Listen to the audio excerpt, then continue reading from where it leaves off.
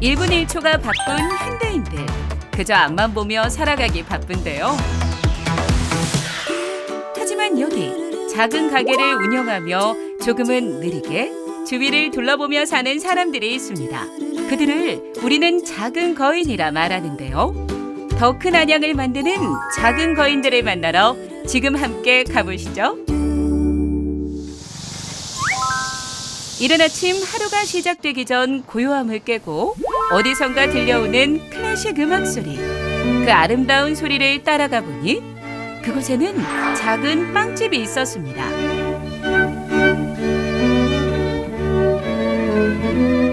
예, 안녕하세요.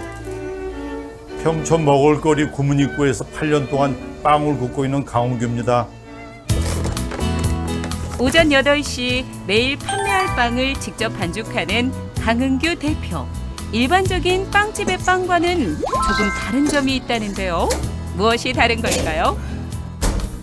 내가 빵을 배운 거는 독일에서 살다가 온 분한테 그분도 이제 빵집을 하는데 거기 가서 내가 배우고 그 레시피대로 그 레시피라는 게 빵집에서 한 게 아니고 독일 전통 할머니들이 쭉 내려온 식으로 빵을 굽는 거라 그 레시피에 의해서 내가 빵을 굽는 거예요.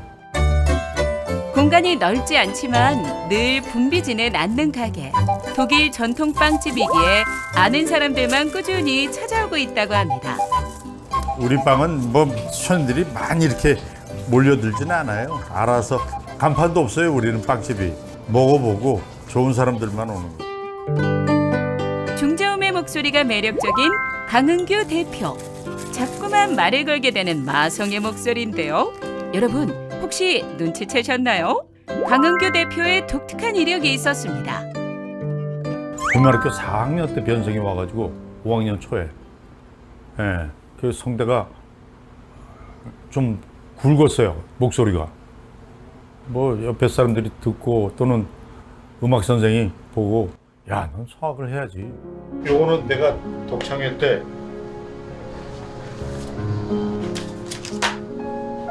이건 96년도 독창회 때 한 거고 고등학교 시절부터 성악을 시작했다는 강은규 대표. 이탈리아로 유학도 다녀오고 미국에 건너가 생활하기도 하며 오랜 시간 성악가의 길을 걸어왔다는데요. 그러던 어느 날 성악을 하는 후배의 아내에게 빵을 배웠고 빵집을 시작하게 된 것이라고 합니다.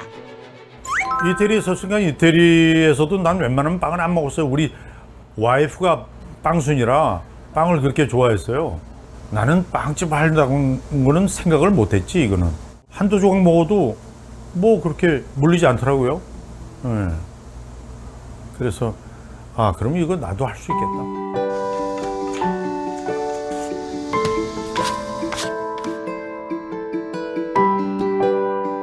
숙성시킨 거예요. 상온에서 숙성시킨 거예요. 그렇지 않으면 마르거든요. 다소 무모해 보이는 도전. 하지만 이 장소에서도 그는 큰 고민을 하지 않았다는데요. 그저 빵을 만들기에 적합한 장소라면 그에게는 문제되지 않았다고 합니다. 그리고 시작한 빵집, 시행착오도 있었지만 고객의 니즈에 맞는 다양한 빵을 개발하며 8년이라는 시간이 흘렀습니다. 이게 빵 작업이 몸으로 하는 거잖아요. 네. 써있는 레시피대로 하면서 전부 다 몸으로 하는 거라 맨 처음에는 힘들죠.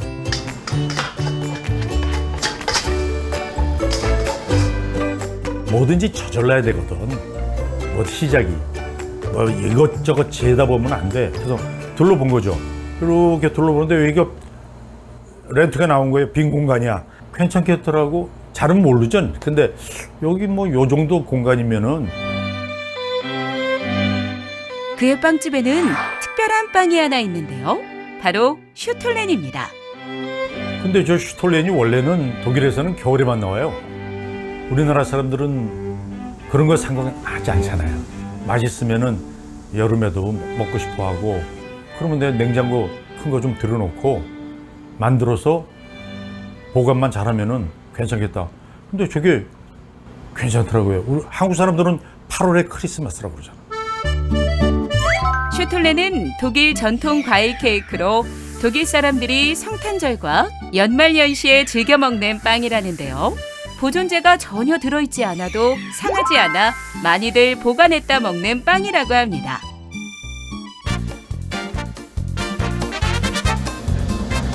안녕하세요. 누군가 가게로 찾아왔습니다. 사장님 지금 오신 분은 누구세요? 제자예요, 제자. 저는 교수님 성악 오랜 제자고 베이커리나 이런 거에 관심이 많았었는데 그냥 실은 어떻게 하다 보니까 놀러 오다 보니까 실은 교수님한테 배우면서 일도 도와드리고 1년이 조금 넘는 시간 동안 빵을 배우고 있다는 제자.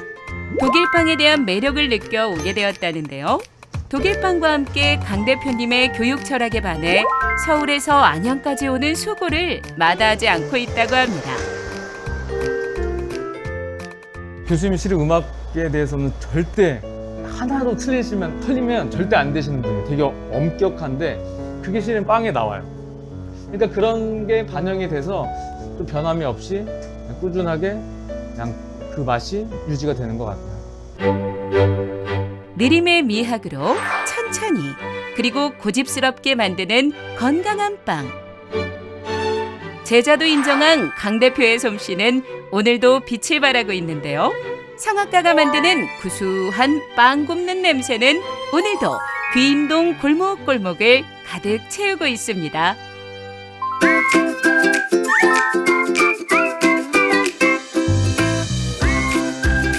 안양시 동안구 비산동의 한 상가 건물. 이곳에도 작은 거인의 가게가 있다는데요. 어떤 사람이 기다리고 있을까요? 안녕하세요. 따뜻한 정이 넘치는 우리 동네 수제청 카페를 운영하는 조숙경입니다. 아침 일찍 도착한 택배 상자를 열어보는 일로 하루가 시작됐습니다. 상자 안에는 잘 익은 청귤이 한가득 들어있었는데요.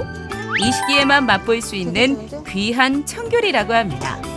무농약으로 재배되어 먼지와 약간의 오염물 정도만 씻어내는 작업을 거쳐 건강한 청 만들기 작업이 시작됐습니다. 출하돼서 보름 정도만 나오는 청귤이에요. 그 요걸로 지금 청 만드시려고 하시는 거예요? 네. 조숙경 대표가 건강한 청을 만드는 데에는 이유가 있다는데요. 10여 년 전 건강이 좋지 않았을 때 오미자를 먹고 회복한 경험을 했고 이후 건강한 과일청에 관심을 갖게 되어 이렇게 카페까지 차리게 된 것이라고 합니다.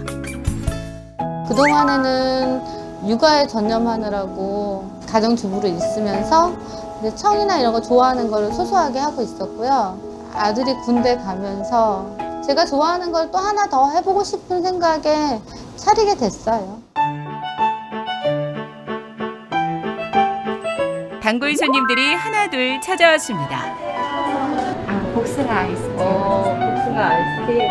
없거든요. 근데 그냥 있으니까 재료 있으니까 만들어 드릴게요. 메뉴에 없는 메뉴 이렇게 시키시는 분들 계시던데 네. 그분들은 어떻게 또 다 해주시는 거예요? 다 하는 건 아니고요. 그냥 이제 제가 아는 선에서는 좀 새로운 것들 이제 혼자서 이제 계속 레시피 개발하고 있는 거라서 그거 하는 거는 해드려요.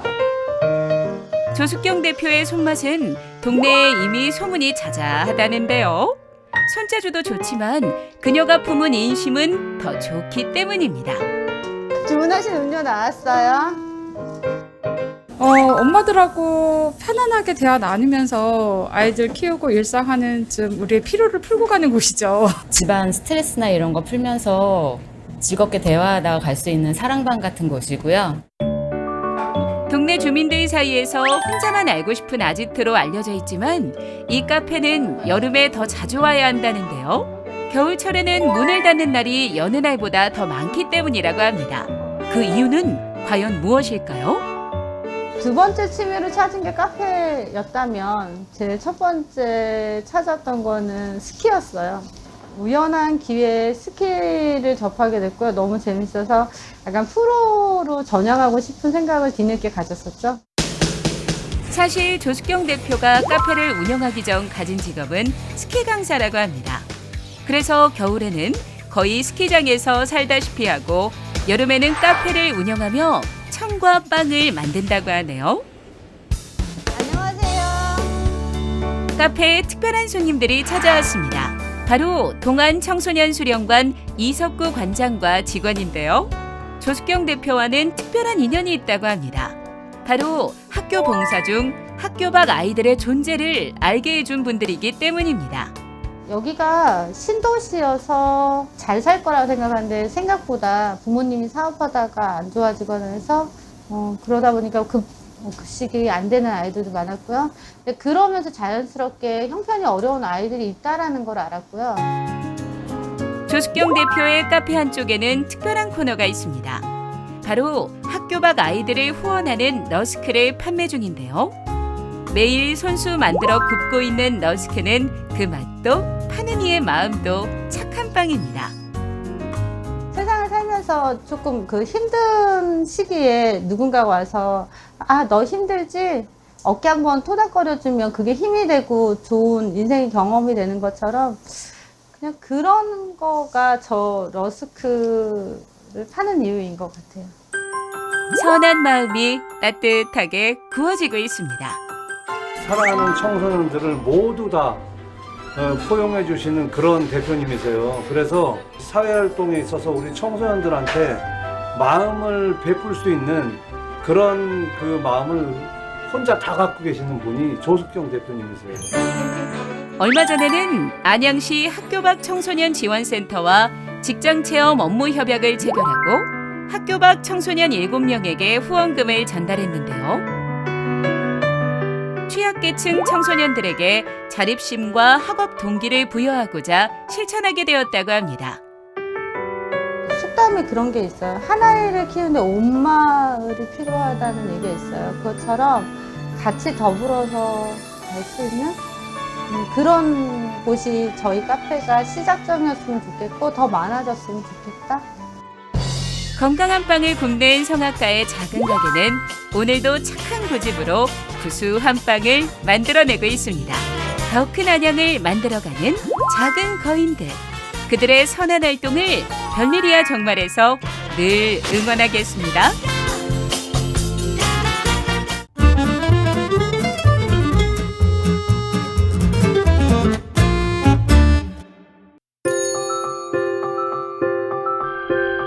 경기도 과천시 과천대로 조선시대 삼남지방에서 한양으로 이동할 때 관문 역할을 하던 남태령 옛길이 있습니다. 세월이 흘러도 대로 옆 조용히 자리하고 있는 오래된 길.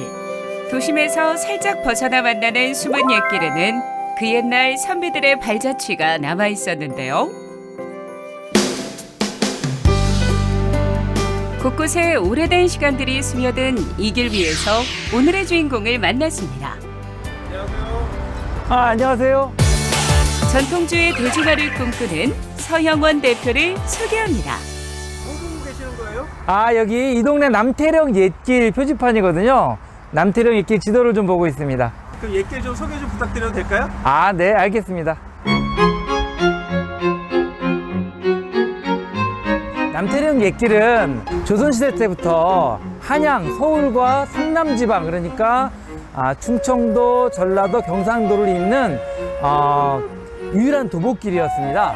그래서 이 길을 통해서 많은 사람들이 지나갔고, 역사적으로는 그래서 삼남길이라고 부르기도 했고, 그리고 옛날에는 여기를 신놈이 고개라고도 불렀는데, 여기서부터 과천에서부터 사당까지 숲이 어마어마하게 많았는데 굉장히 커다란 산적 소굴이 있었다고 그래요.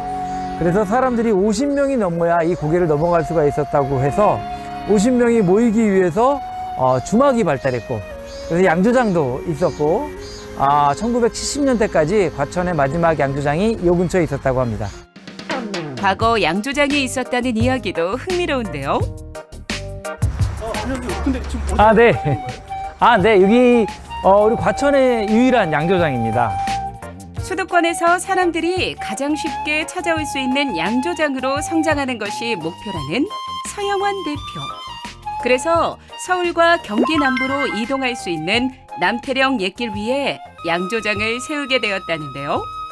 작지만 갖출 건 다 갖춘 과천 지역 유일의 양조장으로 그 명맥을 잇고 있었습니다.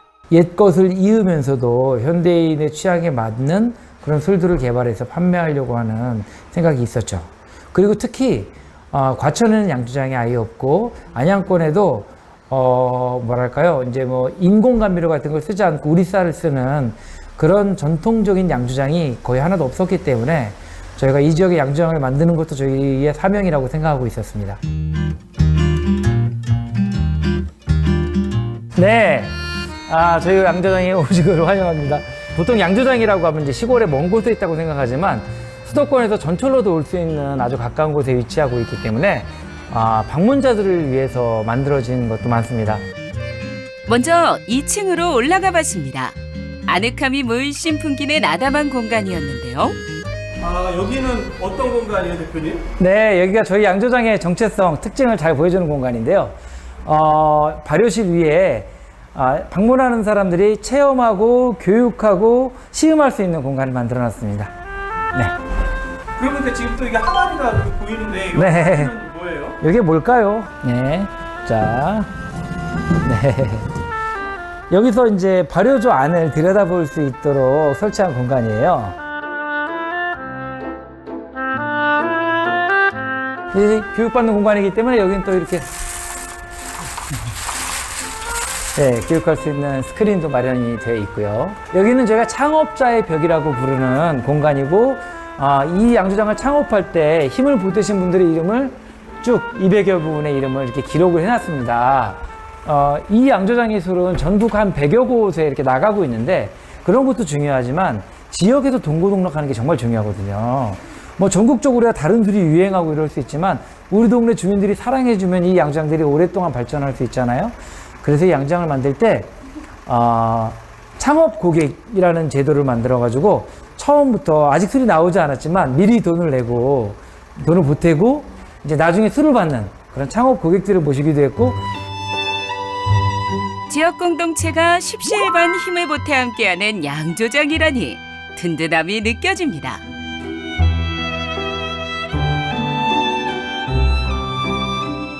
이곳에서 빚어내는 제품은 은은하면서도 부드러운 맛을 선사하는 생막걸리와 혼술을 목적으로 맑게 빚어낸 미주라는데요.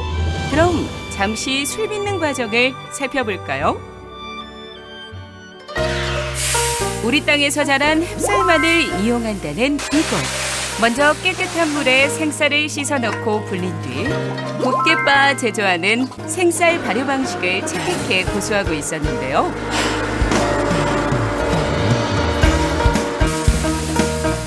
술의 발효와 숙성 과정의 주 원료인 누룩은 전통 누룩을 사용하고 곱게 빻은 쌀과 잘 섞어줍니다. 그렇게 통에 담아 50시간이 경과되면 밑술이 완성되는데요. 완성된 밑술에 다시 생쌀을 빻아 넣고 그 위에 윗술을 섞어주는 이양주의 과정이 이어진다고 합니다. 여기는 이제 인공 감미료 같은 건 전혀 쓰지 않아요. 쌀과 누룩만으로 빚는데, 대신 이제 누룩은 전통 누룩도 쓰지만 조금 안정적인 발효를 위해서 다양한 발효제를 사용하고 있어요. 옛것을 이어가면서도 이제 현대적인 방식으로 안정적으로 술을 빚을 수 있도록 노력하는 양조장입니다. 서영원 대표가 특별히 신경 쓰는 것은 일관된 맛을 내기 위한 과학적 접근인데요. 기존 전통 가양주 제조 방법에 있어 가장 큰 어려움은 바로 일관성이 부족하다는 것이었는데, 서 대표는 오랜 연구를 통해 이를 극복한 것입니다. 조금 상업적으로 생산해서 변함없이 공급하고자 하면 맛이 좋은 것도 중요하지만 병마다 맛이 다르면 안 되잖아요. 제품이라고 하는 것은. 술 만드는 과정을 과학적으로 통제하고 늘 측정하고 분석하고 온도나 실내도 완전하게 통제함으로써 저희가 원하는 맛을 일관되게 내고 조금씩 개선해 나가는 이런 방향으로 하고 있는데, 건강한 토양 위에서 자란 국내산 생쌀을 기본으로 정직한 재료와 과학적인 방법으로 생산된 생막걸리와 미주. 보기만 해도 목으로 부드럽게 넘어가는 듯한 기분인데요. 막 제조된 막걸리를 도자기 잔에 한 잔 가득 부어 천천히 음미하는 서영원 대표. 그 맛이 궁금하네요. 맛이 복잡한 거 추구하지 않고요. 아주 깔끔하고 심플하고 담백하게 이제 지르지 않고 마실 수 있는. 늘 연구하고 공부하는 학구파인 서영환 대표. 지금은 양조장을 운영하고 있지만 사실 그에게는 과거 특이한 이력들이 있었습니다. 저는 이제 어렸을 때부터 환경 문제에 관심이 많아서 환경운동 단체에서 전업적인 환경운동가로 꽤 오래 일을 했고 지역 풀뿌리 정책 이런 거 발전을 위해서 뭐 그런 일들을 좀 했습니다.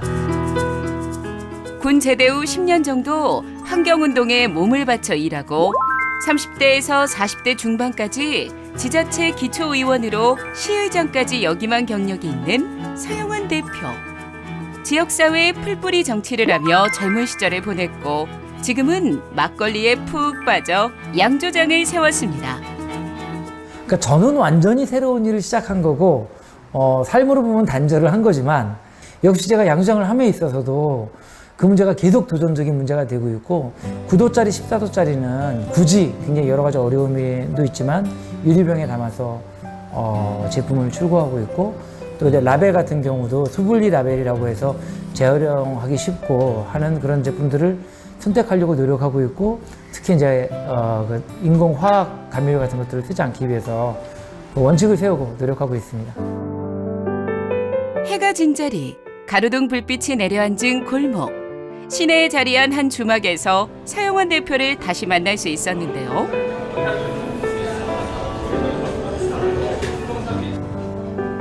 바삐 움직이는 그의 곁에는 역시 전통주가 있었습니다. 해볼게요.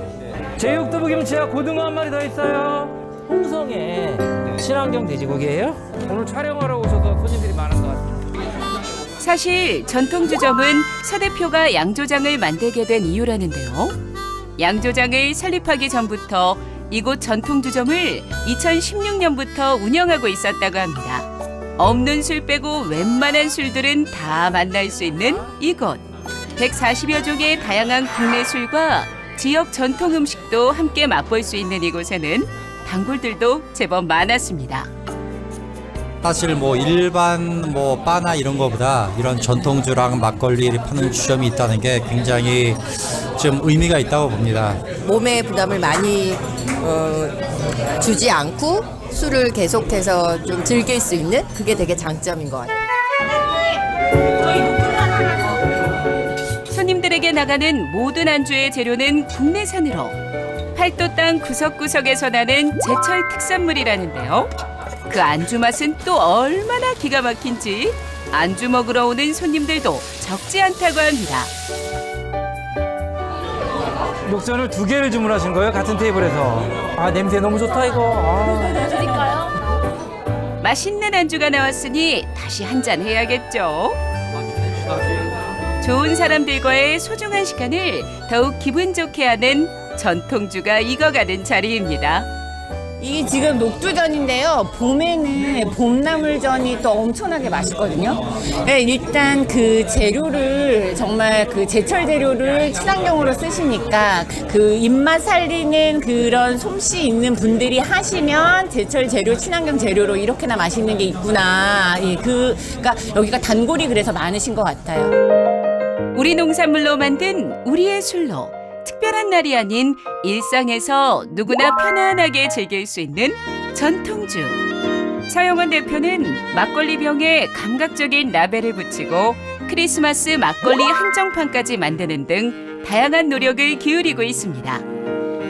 비로소 지금은 아주 작은 양조장에서 뜻있는 사람들이 좋은 술들을 쏟아내고 있어요. 우리 술에 이제 새로운 르네상스가 시작됐다고 할 수 있는데 우리가 즐기는 술에서 우리 술의 비중이 되게 낮거든요. 이건 하나의 문화이기 때문에 쌀술의 문화, 그다음에 주막이라고 하는 문화. 주막이 펍이나 이자카야처럼 세계인들이 아는 말이 될 수 있다고 생각하거든요. 이런 것들을 알리기 위해서 구체적인 기획을 가지고 일을 하고 있습니다. 우리만의 문화를 만들고자 오늘도 작은 양조장에서 열정을 다하고 있는 서영환 대표. 우리의 전통주가 대중화되기를 바라는 그의 소망은 하루하루 조금씩 현실이 되어가고 있습니다. 정직한 신념과 건강한 바람으로 뚝심 있는 행보를 펼치고 있는 서영환 대표. 멋진 그 바람을 별일이야 정말에서 함께 응원하겠습니다.